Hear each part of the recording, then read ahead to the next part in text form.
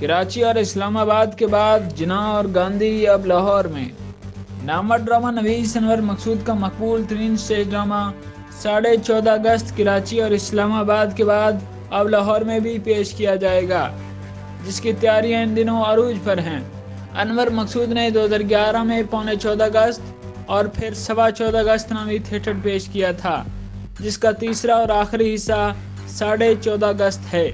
14.5 اگست کی کہانی بانی پاکستان، قائد اعظم محمد علی جناح اور مہاتما گاندھی سے کیے گئے تیسرے شخص کے سوالات کے گرد گھومتی ہے۔ اس ڈرامے کو کاپی کیٹ پروڈکشن نے تیار کیا ہے، جس کے ڈائریکٹر داور محمود ہیں۔ 14.5 اگست کو Karachi arts council of Pakistan میں 14 اگست 2020 سے پیش کیا جا رہا تھا، جہاں اس کے پورے 100 شوز دکھائے گئے، جو ایک منفرد ریکارڈ بھی ہے۔ کراچی کے بعد 14.5 اگست کو اسلام آباد کے Pakistan national council of art میں بھی پیش کیا گیا، جہاں اس کی نمائش کامیابی سے جاری ہے، جو 7 فروری تک رہے گی۔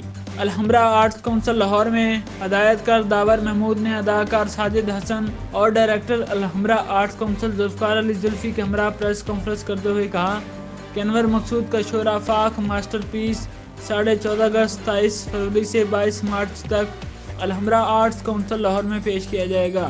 ڈرامے میں پاکستان کے دور حاضر کے معاشرتی اور سماجی مسائل پر روشنی ڈالی گئی ہے۔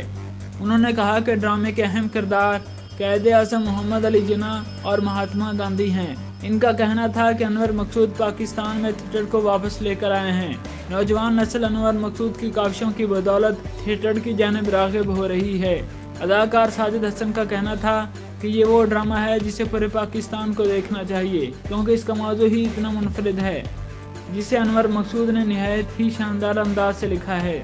قائد اعظم اور مہاتما گاندھی جیسی شخصیات کو تخلیقاتی انداز میں لے کر آنا بہت مشکل کام تھا، جو صرف انور مقصود ہی کر سکتے تھے۔ انہوں نے کہا کہ پاکستان میں انور مقصود جیسے مزاح نگار بہت ہی کم ہیں۔